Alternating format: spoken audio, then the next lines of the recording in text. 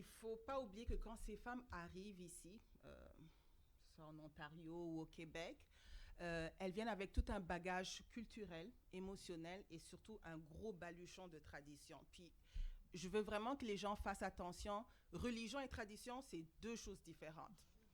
Donc, souvent on dit, oh, c'est des musulmans. Non, non, la religion n'a rien à voir avec ça. Souvent, c'est les traditions. Chaque pays, on peut avoir 30 pays musulmans, puis il y aura 80 traditions différentes selon les ethnies et autres. Donc, tu sais, je veux vraiment que les personnes prennent ça en considération. Et ces traditions-là pèsent tellement lourd que les femmes ont grandi, on a grandi. Moi, ça fait 20 ans que je suis là. Puis je vous dis, les traditions, ça pèse tout autant lourd dans ma maison et je les ai transmis à ma fille qui habite ici. Fait que d'une manière ou d'une autre, même si c'est dilué, c'est toujours présent dans ma maison, c'est toujours présent on le sait, là, ma fille, de manière subconsciente, elle sait que, oh, ma mère, elle sait que ça fonctionne pas à la maison. Et ça, donc, il faut que, quand j'interviens ou quand on intervient avec ces femmes, on se dit, OK, il y a tout ce qui a tradition et on se dit souvent, c'est des sociétés patriarcales où l'honneur vaut plus que n'importe quoi. L'honneur est très important. Donc, quand une femme décide, et l'honneur est souvent rattaché pour la femme au statut par rapport au mariage. Donc, quand tu quittes ton mariage pour X raisons, tu enlèves l'honneur. C'est comme si tu as sali l'honneur de toute la famille. Et c'est très lourd à porter. Pour dire que tu as déshonoré ta famille, c'est lourd. Et il y a des femmes, souvent, elles vont pas vouloir parce qu'elles se disent, non seulement c'est moi, j'aurais sali l'honneur de la famille, mais ça va se transmettre sur mes enfants. Donc, c'est les enfants qui vont être pointés du doigt.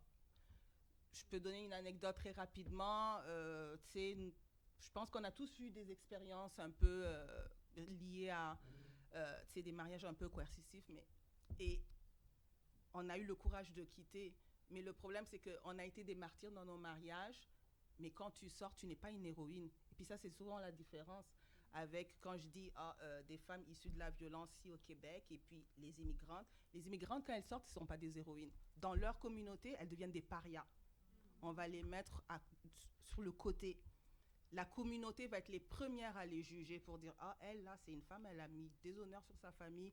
Ah, elle pense qu'elle est euh, indépendante et autres. Et ce sont les femmes en premier qui vont juger leurs compères. Puis c'est ça qui fait le plus mal. Et ça se répercute sur les enfants. Moi, on a déjà dit à ma fille, premier date, supposé être très fun, bon, pas pour moi, mais whatever. Mais la mère de son copain lui a dit, ah, ta mère, c'est elle qui est sortie de son mariage, qui s'est mariée 2 fois. Elle a dit à son fils, c'est pas une bonne fille. Parce que moi, c'est comme ma fille a ce fardeau-là à porter. Pourtant, il est né ici, grandi ici.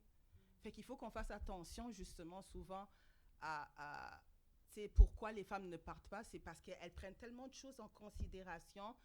Et il faut qu'on prenne ça en considération. Souvent, oui, moi, je vois les femmes, si je suis comme, go, go, go, il a fait ça. Mais après, quand je prends du recul, oui, je comprends. Je comprends pourquoi tu prends du temps à prendre ta décision. Fait qu'on va aller dans... Même si à l'intérieur, je bouillonne et puis je suis comme ça n'a pas de bon sens, je comprends. Donc, je trouve que ça, c'est très... il faut prendre ça en considération. Tout ce que... j'ai déjà eu des maris qui sont venus et qui ont interdit à leurs femmes de fréquenter d'autres femmes qui étaient sorties du mariage. Ah oui, elle a quitté son mari, même s'il l'a martyrisée, elle a quitté son mari, c'est pas une femme qui vaut la peine que tu fréquentes, je veux pas que tu la fréquentes, je veux pas que mes enfants fréquentent tes enfants. Ça, c'est toutes des choses que ces femmes-là vivent au jour le jour une fois qu'elles sortent. Et il faut qu'on le prenne en considération. Maintenant, ce que je dis souvent, et ça, c'est là où la FIO rentre en considération, tu sais, en jeu, c'est cette empreinte que la FIO a. La FIO, on essaie de donner ce courage-là aux femmes. C'est comme, c'est pas juste de l'intervention. C'est bien plus profond que ça. On essaie de redonner cet empowerment. On essaie de lui redonner ses ailes, de faire regrandir. Parce que c'est comme si on l'avait plumée, tu sais, comme tu enlèves les plumes d'une perruche pour qu'elle puisse pas aller loin. Mais là, on essaie de faire regrandir ses ailes, de lui redonner cette force-là pour lui dire, t'es capable. Mais t'es capable, et puis quand tu t'en sortiras, tu vas aider d'autres personnes. Puis c'est ça la beauté. C'est moi, c'est ça qui m'a séduit à la FIO. C'est parce que toutes les femmes qui sont là, c'est toutes des femmes qui ont recouru à un moment donné au service. Mais elles ont été capables de non seulement reprendre ce courage, reprendre cette force en elles-mêmes et puis de pouvoir redonner à d'autres femmes. C'est comme une chaîne, au fait. C'est une chaîne de solidarité qui est comme sans fin. Donc, moi, ce que je dis souvent aux personnes, c'est on a tous un travail. Comme l'a dit Amina, on a tous un travail à faire. Surtout de ne pas juger. Parce que c'est, qu'on le veuille ou pas, on va souvent on va être dans le jugement. Même moi, je l'avoue, des fois, j'ai quelqu'un devant moi, puis je suis comme, OK, ça n'a pas de bon sens. Je la regarde, je suis comme... Mais, à un moment donné, après, je me reprends, et puis j'ai dit, j'ai été à cette place-là. Peut-être que moi, j'ai cliqué plus rapidement, mais elle, ça lui prend plus de temps, c'est pas grave. On va t'accompagner pas à pas pour arriver. On a un but, on a un objectif, on sait où est-ce qu'on s'en va. Puis, souvent, les femmes, elles vont me dire, Aïcha, les gens ne me comprennent pas, mais verbatim, j'ai une maman qui m'a dit, l'enfer que je vis en ce moment, pour moi, c'est plus rassurant que le paradis que vous me promettez pour me dire sors de là et puis tu vas voir tout aller. Parce que c'est pas vrai.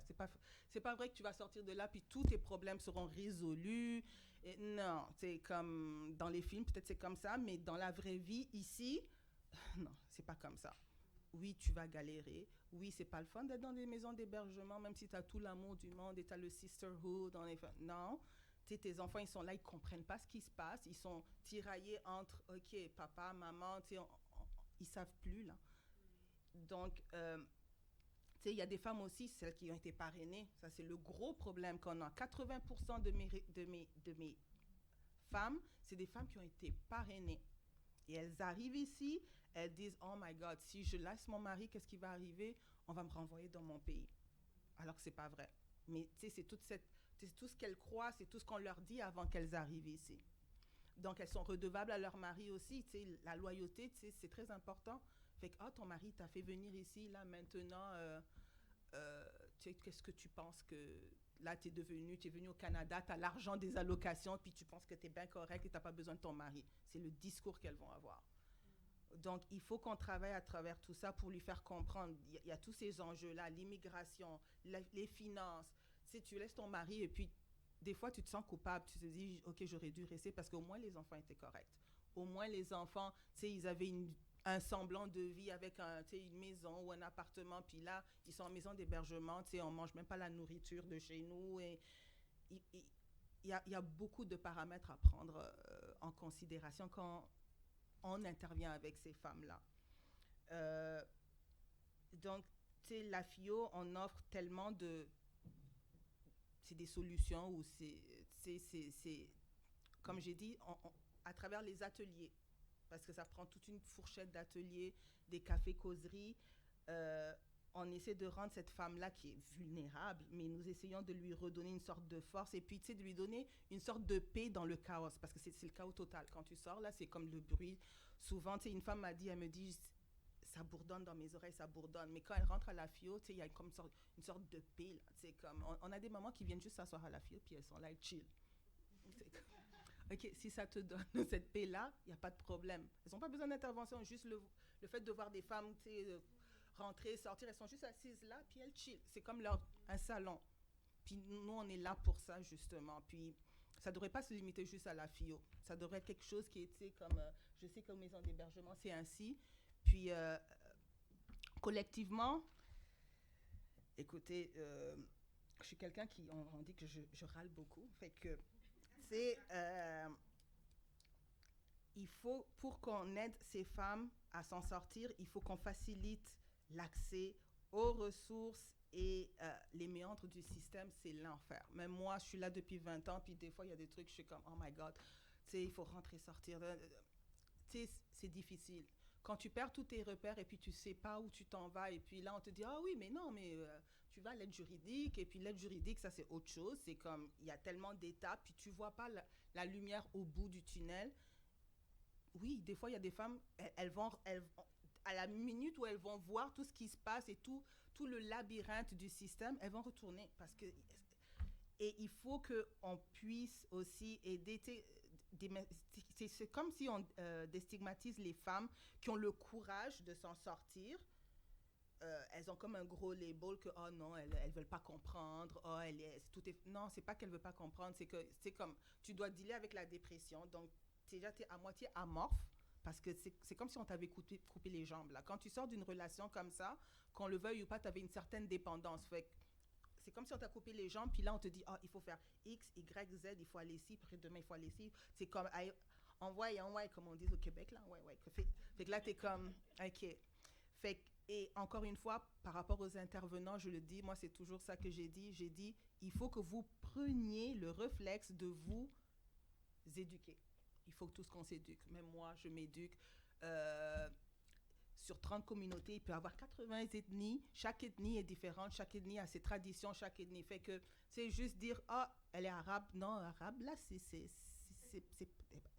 c'est grand arabe. Tu sais, tu peux être marocaine, tu peux être tunisienne, ça dépend. Elle est africaine. Quand on me dit elle est africaine, je suis comme, ouais. Tu sais, ça en dit long. Fait que j'ai dit, en Afrique, il y a, vous savez combien de pays il y a? Vous savez que même juste moi, dans mon pays, Mali, là, il y a 60 ethnies. Chaque ethnie est différente l'une de l'autre avec des pratiques différentes l'une de l'autre. Fait qu'il faut prendre le temps de s'éduquer, pas dire que, oh, écoute, là, c'est comme immigrant. Oui, mais elle, une fois que tu t'éduques et tu vois d'où la personne vient, c'est beaucoup plus facile d'intervenir. Puis tu crées ce lien-là. Fait que moi, je répète tout le temps aux intervenants, éduquez-vous. C'est la meilleure manière d'intervenir, c'est la meilleure manière de créer ce lien-là avec la personne et c'est peut-être de faciliter, ne serait-ce que de 2 ou 3% l'intervention qu'on va faire. Et puis peut-être, ça l'encourage un peu plus, quoi. OK, c'est pas aussi hostile que ça, je vais essayer de m'en sortir.